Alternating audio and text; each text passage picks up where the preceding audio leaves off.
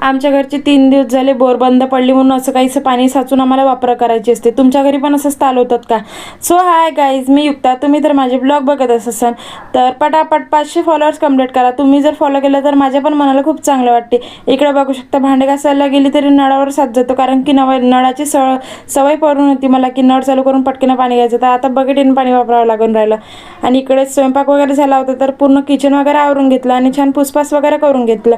आणि 2-3 दिवस झाले इकडे खूप सारा पाऊस चालू होता तर कपडे काही सुकत नव्हते. तर मी माझ्या रूममध्येच फॅनमध्ये पंख्यात इकडे फॅनमध्ये कपडे वगैरे सुकत टाकले होते. ते वगैरे घडी करून घेतले आणि छान अशी रेडी वगैरे व्हायला घेतली, कारण की मला सेलूला जायचं होतं हॉस्पिटलमध्ये. तर इकडे निघालो आम्ही सेलूला हॉस्पिटलमध्ये जायसाठी. मी आणि आई चाललो होतो आणि काकाच्या कारमध्येच चाललो होतं, पाऊस खूप होत होता म्हणून.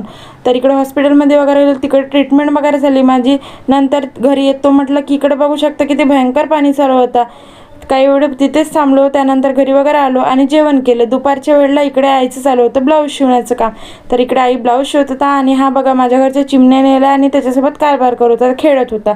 तर व्हिडिओ आवडला लाईक शेअर फॉलो करायला विसरू नका आणि पटापट 500 फॉलोअर्स कंप्लीट करा. आणि कोणता पार्ट आवडते तर